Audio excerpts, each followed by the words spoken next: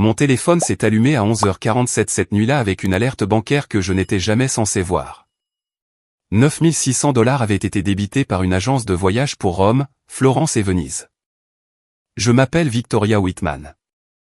J'ai 32 ans et je travaille comme analyste senior en fraude pour une entreprise de paiement de voyage à Denver, Colorado, ce qui signifie que je sais exactement à quoi ressemble une dépense non autorisée.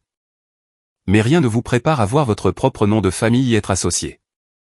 Ce matin-là, au petit déjeuner, mon père avait posé son café et souri comme s'il annonçait du beau temps.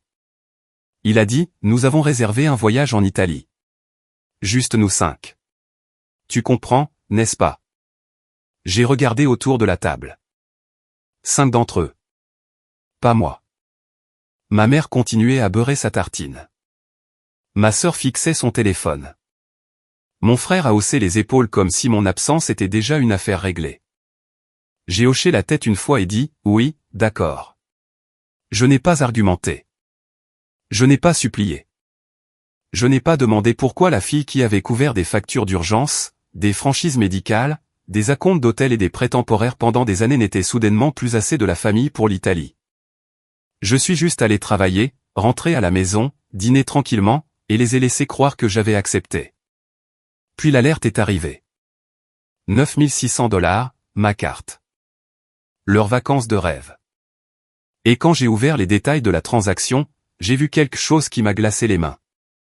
Non seulement ils avaient utilisé ma carte, mais ils l'avaient enregistrée comme méthode de paiement principale pour tout le voyage. C'est à ce moment-là que j'ai cessé d'être le portefeuille de secours. C'est à ce moment-là que j'ai tout arrêté. Avant de vous dire ce qu'il a dit et ce qui s'est passé après mon départ, dites-moi quelle heure il est pour vous en ce moment et d'où vous regardez. Je suis curieuse de voir jusqu'où cette histoire voyagera. Je me suis assise au bord de mon lit, fixant ce débit jusqu'à ce que les chiffres commencent à s'estomper. 9600 $ n'était pas une petite erreur. Ce n'était pas un clic accidentel.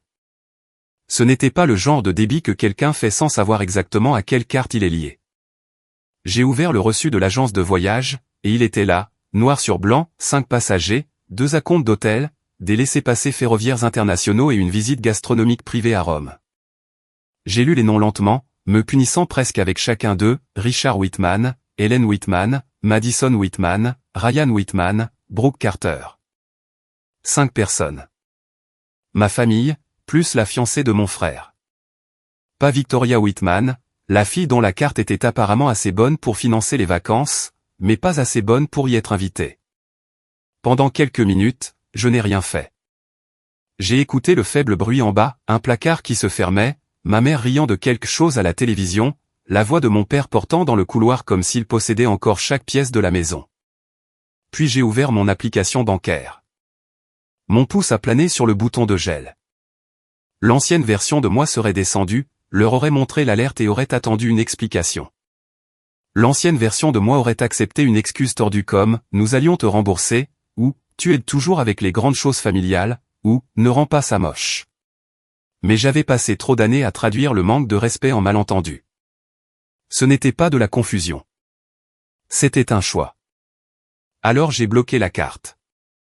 Puis j'ai fait autre chose.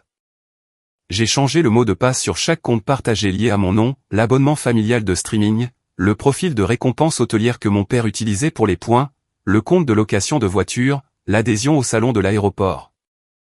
Et la ligne de crédit familial d'urgence que j'avais ouverte 2 ans plus tôt après que ma mère ait dit avoir besoin d'argent pour une opération. J'ai supprimé tous les utilisateurs autorisés. J'ai activé l'authentification à 2 facteurs.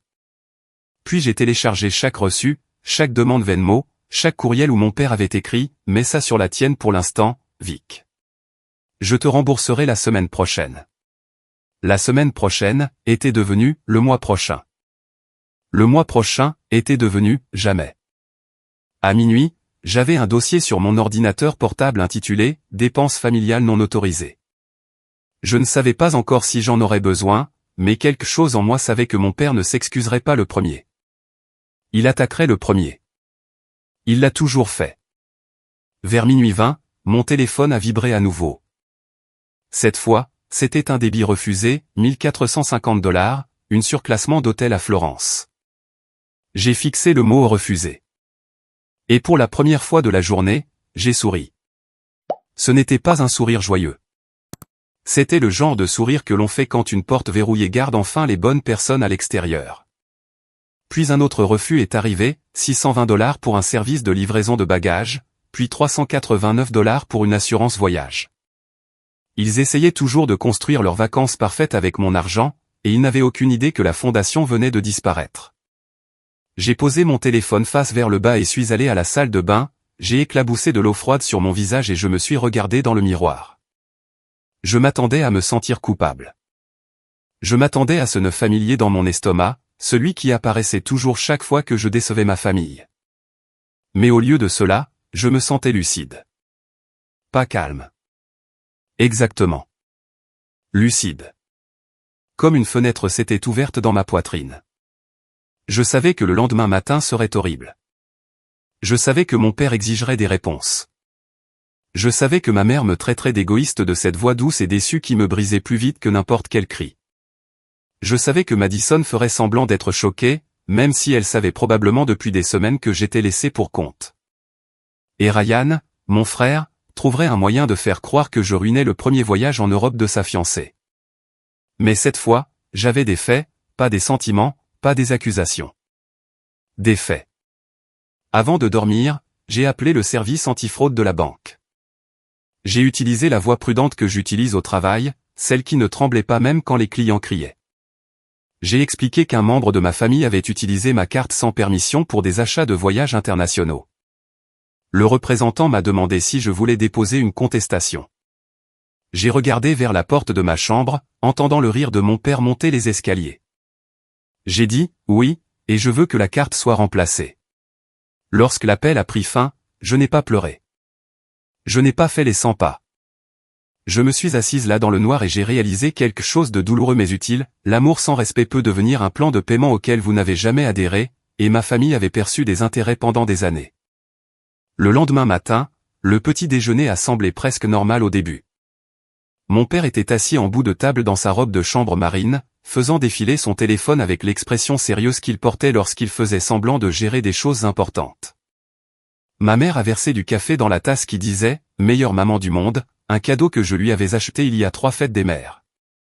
Madison est arrivée portant des lunettes de soleil à l'intérieur, parlant de ce qu'elle emballait pour « la lumière italienne », comme si la lumière du soleil changeait de nationalité une fois que vous traversiez l'Atlantique. Ryan et Brooke sont arrivés 10 minutes plus tard avec une housse à vêtements et 2 valises à roulettes parce qu'ils passaient la nuit avant d'aller à l'aéroport. J'étais assise à l'autre bout de la table, montée intacte. Personne n'a demandé pourquoi j'étais silencieuse. C'était l'un des avantages d'être la personne fiable, les gens confondaient votre silence avec de la permission. Puis mon père a froncé les sourcils devant son téléphone. Pas un froncement dramatique, un petit. La première fissure. Il a tapoté l'écran à nouveau. Puis encore. Ma mère a remarqué. Elle a demandé, « Richard ?» Il a dit, « L'hôtel dit que le surclassement n'a pas été traité. Probablement une retenue de sécurité. » Ryan a grogné. « Papa, tu as dit que tout était géré. » Mon père lui a jeté un regard. « C'est géré. » J'ai bu une lente gorgée de thé. Brooke a jeté un coup d'œil entre eux et a demandé, « Avons-nous toujours la visite de Rome, parce que j'en ai déjà parlé ?» Madison a ri trop fort. « C'est juste un problème de carte. Papa va arranger ça. » Mon père a ouvert un autre courriel, sa mâchoire s'est contractée. L'agence de voyage dit que le solde final a échoué. Personne ne m'avait encore regardé. Pas complètement. Il tournait autour de la vérité, essayant de ne pas marcher dessus. Ma mère a posé son café. « Quelle carte as-tu utilisée ?» Mon père n'a pas répondu tout de suite. Ce silence a fait plus que n'importe quelle confession n'aurait pu faire. Ryan a levé les yeux. Madison a cessé de rire.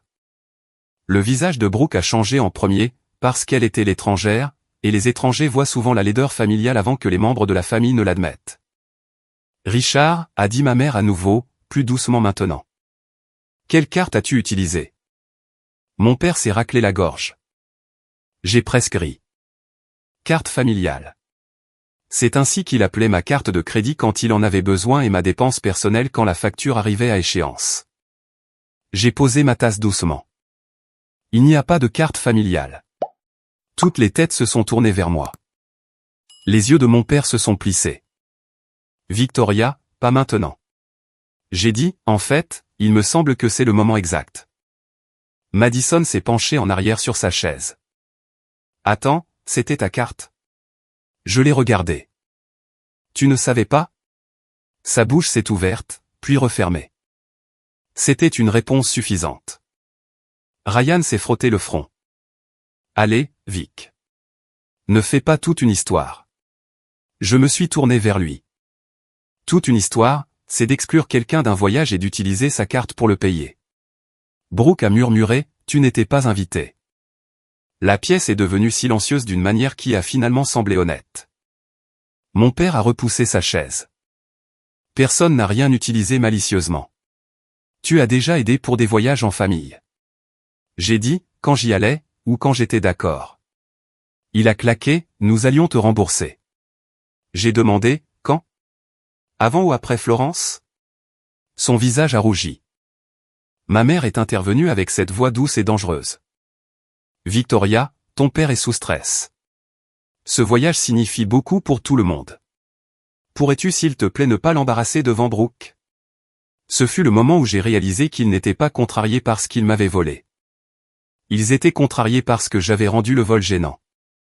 J'ai regardé Brooke, puis ma mère. Je ne l'embarrasse pas. Ce sont les débits refusés qui l'embarrassent. Madison a dit, tu l'as bloqué, n'est-ce pas? J'ai hoché la tête. Oui. Ryan s'est levé. Tu es sérieuse? Nous partons demain. J'ai dit, pas avec ma carte. Mon père a claqué sa paume sur la table. Les couverts ont sauté. Tu vas la débloquer tout de suite. Pendant des années, ce ton avait marché sur moi. Il m'avait fait m'excuser quand je n'avais rien fait de mal. Il m'avait fait transférer de l'argent dont j'avais besoin pour le loyer.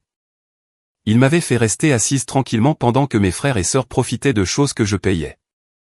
Mais ce matin-là, le ton a frappé quelque chose de solide et a rebondi.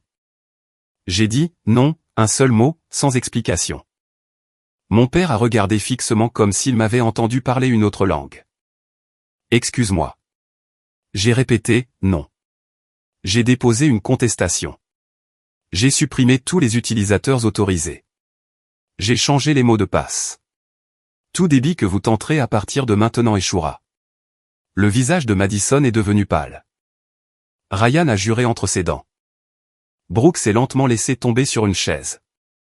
Ma mère a pressé ses doigts sur sa tempe. Mais j'ai remarqué qu'elle ne m'a pas demandé si j'allais bien. Elle n'a pas demandé depuis combien de temps je le savais. Elle n'a pas demandé si je me sentais blessé qu'ils aient planifié l'Italie sans moi. Elle a seulement demandé, comment as-tu pu nous faire ça? Et cette question m'a tout dit. Pas, comment avons-nous pu te faire ça? Pas, comment est-ce arrivé? Pas, nous sommes désolés. Juste, comment as-tu pu interrompre les avantages de ta propre exploitation? Mon père a tendu la main vers son téléphone. J'appelle la banque. J'ai dit, vas-y. Ils sont déjà au courant. Il a marqué une pause. Pour la première fois de ma vie, je l'ai vu réaliser que j'avais agi plus vite que lui. Qu'est-ce que tu leur as dit? La vérité. La pièce s'est tendue autour de ce mot, vérité. Cela sonnait presque impoli dans cette maison. Mon père a baissé la voix. Victoria, tu dois être très prudente. J'ai dit, je le suis. C'est pourquoi j'ai tout mis par écrit. Je me suis levé, j'ai pris mon sac d'ordinateur portable et je les ai regardés tous les 5. Bon petit déjeuner. J'ai du travail. Ma mère m'a appelé. Tu abandonnes ta famille. Je me suis arrêté à l'embrasure de la porte. J'ai dit sans me retourner, non. Je m'éloigne de la facture. Puis je suis parti. Au moment où j'ai atteint le bureau, mon téléphone avait 31 appels manqués. Mon père a appelé 11 fois. Ma mère a appelé 7 fois. Madison en a envoyé 6, chacun plus dramatique que le précédent. Ryan a envoyé un message qui disait « Tu ferais mieux d'arranger ça avant que les parents n'en entendent parler ». C'était presque drôle, car apparemment l'opinion des parents de Brooke comptait plus que mon compte bancaire. Je les ai tous ignorés et j'ai ouvert mon ordinateur portable de travail. J'étais censé passer la matinée à examiner des réclamations de voyage suspectes de clients d'entreprise, mais l'ironie était si cinglante que je pouvais à peine me concentrer. J'enquêtais sur des inconnus qui abusaient des systèmes de paiement pour vivre.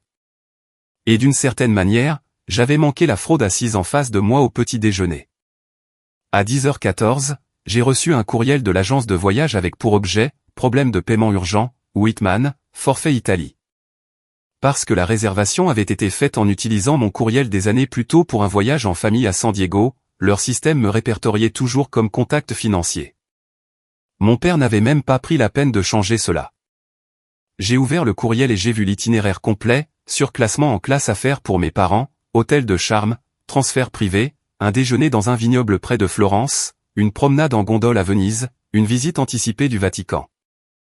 Pas un voyage d'urgence, pas un événement familial nécessaire. Du luxe payé avec une carte qu'il n'avait jamais eu la permission d'utiliser.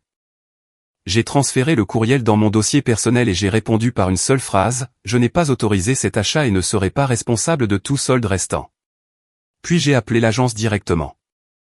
La femme au téléphone, Patricia, a semblé soulagée de m'entendre. « Madame Whitman, merci d'avoir appelé. Nous essayons de confirmer l'autorisation de paiement.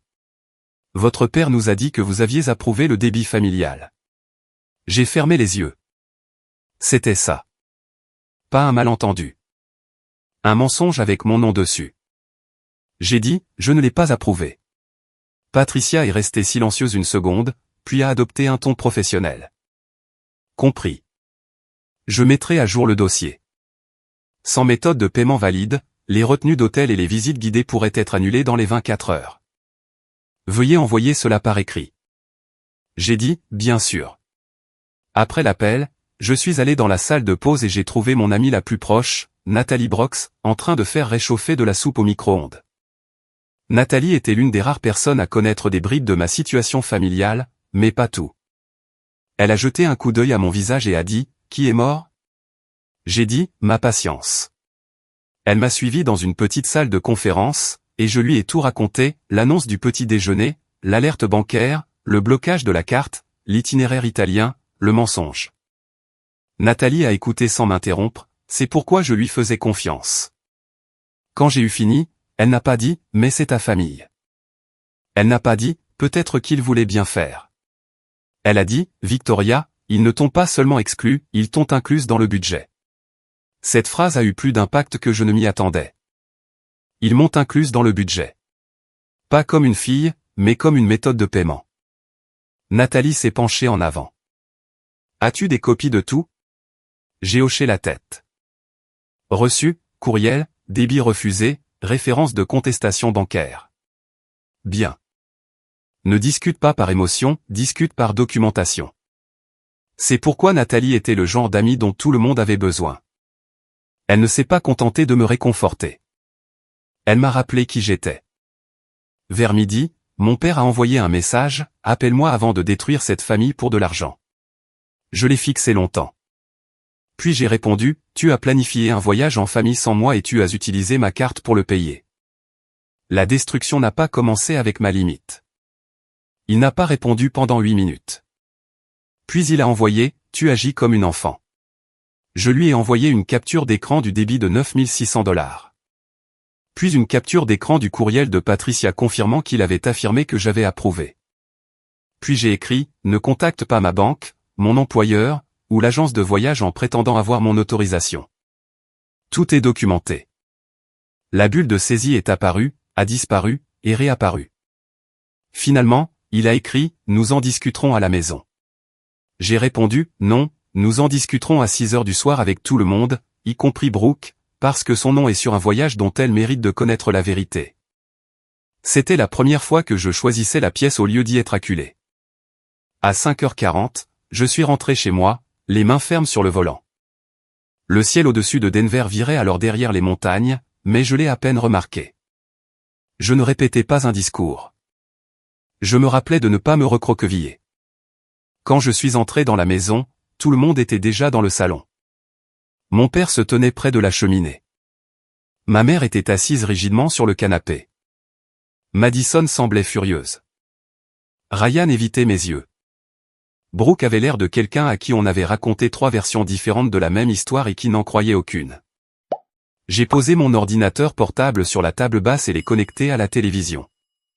Mon père a aboyé, « Qu'est-ce que tu crois faire ?» Je l'ai regardé et j'ai dit, « Montrez le reçu. » L'écran de télévision s'est allumé avec la facture de l'agence de voyage, suffisamment grande pour que tout le monde dans la pièce puisse la lire. Pour une fois, mon père n'a pas rempli le silence. J'ai cliqué sur la première page. J'ai dit, 5 passagers. Rome, Florence, Venise. Coût total du forfait, 18 740 $. Montant déjà débité sur ma carte, 9 600 $. Solde restant tenté hier soir et refusé. Madison a croisé les bras. C'est humiliant. J'ai dit, oui. Être utilisé est humiliant. Elle a détourné le regard. Ma mère a murmuré, Victoria, s'il te plaît, ne fais pas ça comme une présentation d'affaires. J'ai dit, c'est exactement ce que c'est, parce que chaque fois que j'ai essayé de discuter de la famille avec vous, vous l'avez transformé en facture. Mon père s'est avancé. Assez. J'ai cliqué sur la diapositive suivante. Ce n'était pas vraiment une diapositive. C'était un dossier de reçu que j'avais exporté dans une simple chronologie. Il y a 2 ans, j'ai payé 4 200 $ pour la réparation d'urgence du toit. Papa a dit qu'il rembourserait la moitié. Il ne l'a pas fait. L'année dernière, j'ai payé 2 800 $ pour les frais de déménagement de Madison après qu'elle ait dit que son propriétaire menaçait de frais. Pas de remboursement. Il y a 6 mois, j'ai couvert la réparation du camion de Ryan parce que maman a dit qu'il pourrait perdre son emploi. Pas de remboursement. Il y a 3 mois, j'ai payé le rendez-vous chez le spécialiste de maman et ses médicaments parce que papa a dit que l'assurance était retardée. Pas de remboursement. Et maintenant, l'Italie. Ryan a claqué, personne ne t'a demandé de faire une feuille de calcul. Je me suis tourné vers lui. Tu m'as demandé de faire des paiements. La feuille de calcul s'est faite toute seule. Brooke a couvert sa bouche, et je ne pouvais pas dire si elle était choquée, embarrassée, ou les deux. Mon père a pointé l'écran. Tu as tenu des registres sur ta propre famille. J'ai dit, oui, parce que ma propre famille oubliait toujours ce qu'elle devait. Les yeux de ma mère se sont remplis de larmes. Mais j'avais appris que les larmes pouvaient être réelles et pourtant utilisées comme un bouclier. Elle a dit, nous n'avons jamais voulu te faire sentir indésirable. J'ai dit, tu as annoncé l'Italie comme juste nous 5 au petit déjeuner. Il y a 6 personnes dans cette pièce. Elle a baissé les yeux sur ses mains. Madison a finalement parlé, plus doucement cette fois. Je pensais que tu ne voulais pas y aller. Je l'ai fixé. Est-ce que quelqu'un me l'a demandé? Elle n'a pas répondu. C'est bien ce que je pensais. La voix de mon père est tombée dans le ton qu'il utilisait quand il voulait reprendre le contrôle. Victoria, tu fais paraître ça bien pire que ce n'est. Nous allions te rembourser après le voyage. J'ai demandé, avec quel argent? Votre carte a été refusée pour le solde. L'agence a confirmé que vous n'aviez pas d'autre méthode de paiement prête. Brooke s'est tourné vers Ryan. Tu m'as dit que tes parents payaient pour tout. Le visage de Ryan a pâli. Je pensais qu'ils l'avaient fait. J'ai dit, ils ont essayé, avec ma carte. Brooke s'est levée lentement. Alliez-vous tous me laisser traverser les aéroports et les hôtels pendant qu'elle payait pour un voyage auquel elle n'était pas invitée? Madison a murmuré. Ce n'était pas comme ça. Brooke l'a regardé. C'est exactement comme ça. Pour la première fois ce soir-là, la pression s'est éloignée de moi. L'étrangère dans la pièce avait dit ce que la famille refusait de dire. Mon père s'est tourné vers elle. Brooke, c'est une affaire de famille. Elle a ri une fois, sans humour. Je me marie dans cette famille. Je pense que je devrais savoir si le vol est considéré comme une affaire. Ryan a dit, n'appelle pas ça comme ça. J'ai dit, l'utilisation non autorisée d'une carte et l'utilisation non autorisée d'une carte. Tu peux choisir un mot plus doux si ça t'aide à dormir. Le visage de mon père s'est durci. Nous menaces-tu légalement? J'ai dit, non. Je me protège financièrement. La banque décidera du reste. Ma mère s'est alors levée, la voix tremblante. S'il te plaît, annule la contestation. Nous allons trouver une solution. Ton père est fier. Il a mal géré la situation. Mais si ce voyage s'effondre, tout le monde le saura. C'était ça. Pas, tu as été blessé. Pas, nous avons trahi ta confiance. Tout le monde le saura, c'était ce qui les effrayait. L'exposition, pas l'acte répréhensible. J'ai refermé l'ordinateur portable à moitié. Alors peut-être que tout le monde devrait en savoir moins sur vos projets de vacances et plus sur la façon dont vous les avez payés. Madison a murmuré, c'est cruel. J'ai dit, non. Cruel, c'est de s'asseoir en face de moi au petit déjeuner et de me demander de comprendre pourquoi je n'appartiens pas à cet endroit alors que ma carte porte déjà vos bagages. Brooke a pris son sac à main. Ryan lui a attrapé le poignet, pas rudement, mais désespérément. Où vas-tu? Elle s'est dégagée. Appelez mes parents et leur dire que le voyage en Italie pourrait ne pas avoir lieu parce que, apparemment, votre famille a essayé de le débiter à votre sœur. Ryan a semblé comme si le sol s'était dérobé sous lui. Mon père a dit, personne ne part avant que ce ne soit réglé. Je l'ai regardé. C'est réglé. Ma carte est clôturée. La contestation est déposée. L'agence a été informée. Les comptes partagés sont bloqués.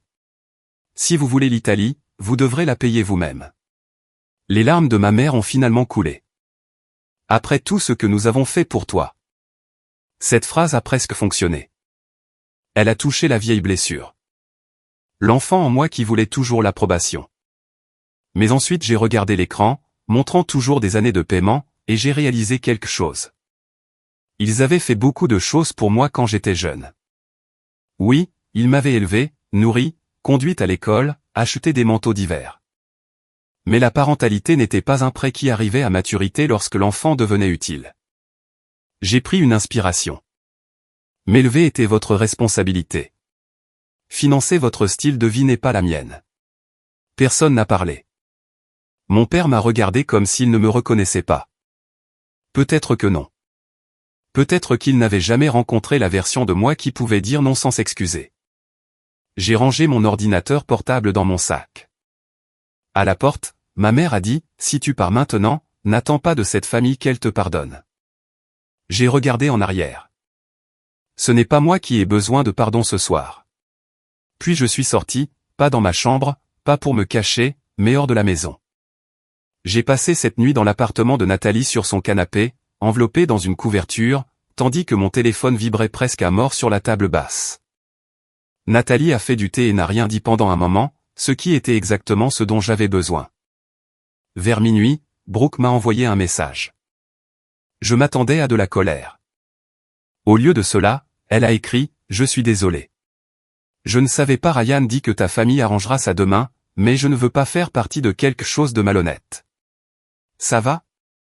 J'ai fixé ces mots plus longtemps que prévu. Quelqu'un qui me connaissait depuis moins d'1 an avait posé la question que ma propre famille avait évité toute la journée. Ça va? J'ai répondu, pas vraiment, mais ça ira. Le lendemain matin, le premier effondrement s'est produit à 8h06. L'agence de voyage a envoyé un courriel indiquant que, sans paiement vérifié, les retenues d'hôtel à Rome et Florence avaient été annulées. À 9h20, la visite privée du Vatican a été annulée. À 10h15, le dépôt de l'appartement de Venise a échoué, et la réservation est revenue sur le marché. À midi, mon père a envoyé une phrase, « Tu as tout ruiné ». Je l'ai regardé et j'ai senti quelque chose en moi se détacher enfin. Pas se briser. Se détacher. Il y a une différence. Se briser fait mal parce que quelque chose vous est arraché. Se détacher, c'est quand vous posez quelque chose que vous n'étiez pas censé porter. J'ai répondu, non. J'ai arrêté de tout payer. Il a appelé immédiatement. J'ai laissé sonner. Puis il a envoyé un message, ta mère pleure.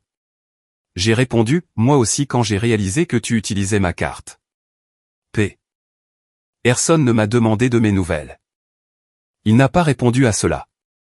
Dans l'après-midi, le deuxième effondrement a commencé. Ryan m'a appelé, et cette fois j'ai répondu parce que je voulais entendre à quoi ressemblait le désespoir quand il n'avait plus d'insultes. Vic, a-t-il dit. Les parents de Brooke posent des questions. Alors réponds-leur. Ils pensent que c'est une sorte de désordre financier. Ça l'est.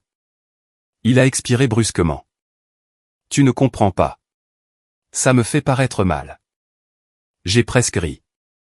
Ryan, c'est la chose la plus honnête que quiconque dans cette famille ait dite. Il a baissé la voix. Peux-tu simplement dire à Brooke que c'était un malentendu? Non. Une phrase, Victoria. Tu n'as même pas besoin de débloquer la carte. Dis juste, papa avait la permission, et la banque a réagi de manière excessive.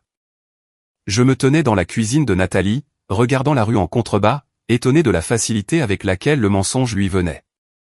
Tu veux que je mente pour que les parents de ta fiancée ne remettent pas en question ta famille. Je veux que tu arrêtes d'agir comme si tu étais meilleur que nous. J'ai dit, je ne suis pas meilleur que vous. Je ne suis juste plus disponible. Il a raccroché. 1 heure plus tard, Madison a appelé. J'ai failli l'ignorer, mais quelque chose m'a poussé à répondre. Elle pleurait, mais pas comme ma mère pleurait. Madison pleurait de colère, comme si les larmes l'offensaient. Elle a dit, sais-tu que papa m'a demandé de mettre le solde restant sur ma carte? Et je n'ai pas ce genre de limite. Il a dit que je devrais appeler et demander une augmentation parce que c'est moi qui voulais le plus l'Italie. Sa voix s'est brisée.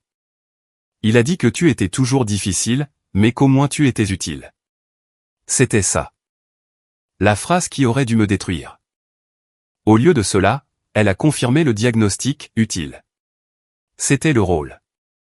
Pas aimée, pas incluse. Utile, a murmuré Madison. A-t-il vraiment dit le même genre de choses à toi?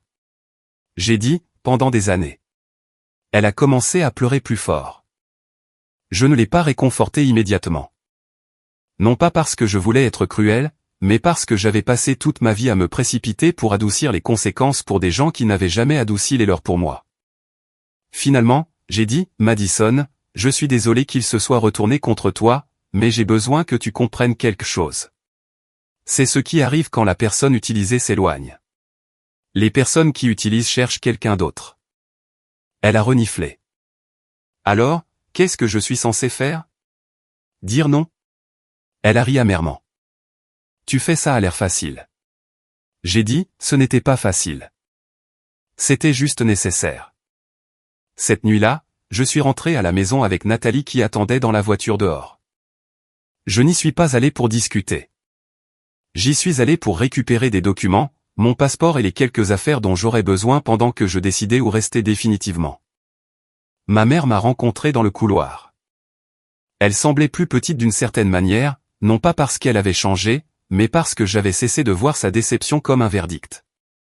Victoria, a-t-elle dit, ton père est soumis à une terrible pression. J'ai glissé mon passeport dans mon sac. C'est lui qui a créé la pression. Tu aurais pu gérer ça en privé. Je me suis tourné vers elle. Ses lèvres se sont serrées. Tu as l'air si froide. J'ai dit, non, j'ai l'air documenté. Mon père est apparu au bout du couloir. Il avait l'air fatigué, mais pas humble. Cela comptait. Certaines personnes sont épuisées par les conséquences et ne regrettent toujours pas leurs actions. Il a demandé, tu vas vraiment partir pour un seul voyage? J'ai dit, non. Je pars parce qu'un seul voyage m'a montré la vérité. Il a croisé les bras. Et quelle vérité est-ce? Je l'ai regardé droit dans les yeux. Que tu n'as pas oublié de m'inviter. Tu t'es très bien souvenu de ma carte. Le couloir est devenu silencieux.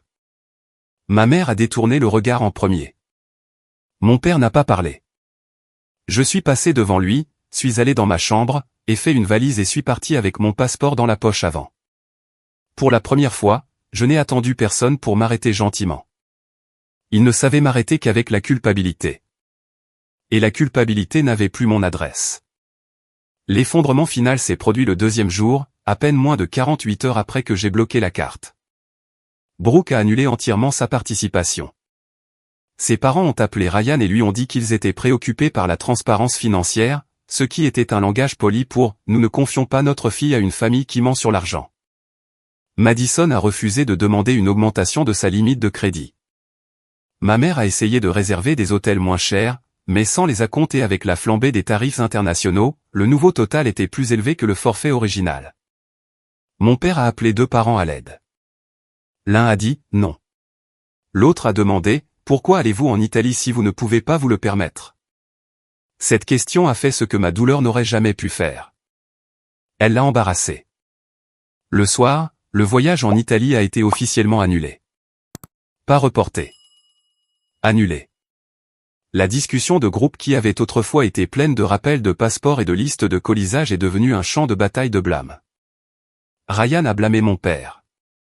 Madison a blâmé Ryan d'avoir invité Brooke avant que le voyage ne soit payé. Ma mère a blâmé le mauvais timing. Mon père m'a blâmé jusqu'à ce que Brooke écrive enfin un message qui a mis fin à la conversation. Le voyage ne s'est pas effondré parce que Victoria a protégé sa carte. Il s'est effondré parce que vous l'avez tous bâti sur de l'argent qui n'était pas le vôtre. Personne n'a répondu après cela. J'ai lu le message 2 fois, non pas parce que j'avais besoin que Brooke me défende, mais parce que la vérité sonne différemment quand quelqu'un d'extérieur à la famille l'a dit. Le lendemain matin, j'ai rencontré mon père dans un petit café près de Union Station. J'ai choisi un lieu public parce que les pièces privées avaient toujours favorisé la personne la plus bruyante. Il est arrivé 10 minutes en retard, affichant la même expression qu'il utilisait lorsqu'il traitait avec des employés du service client qu'il considérait inférieurs à lui. Il a dit en s'asseyant, « Je suis là. Dis ce que tu as à dire. » J'avais apporté une enveloppe. À l'intérieur se trouvait un résumé imprimé de chaque montant impayé lié à ma carte, de chaque compte que j'avais fermé, et une simple lettre de limite. Je l'ai glissé sur la table. J'ai dit, « Je ne vous demande pas de tout rembourser aujourd'hui. Mais je sépare mes finances de la famille de manière permanente.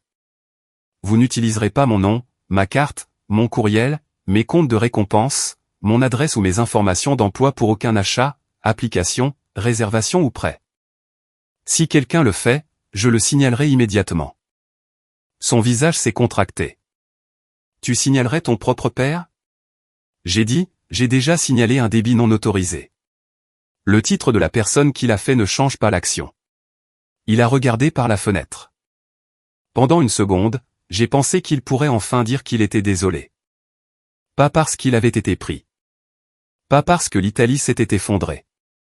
Désolé parce qu'il comprenait ce qu'il m'avait fait.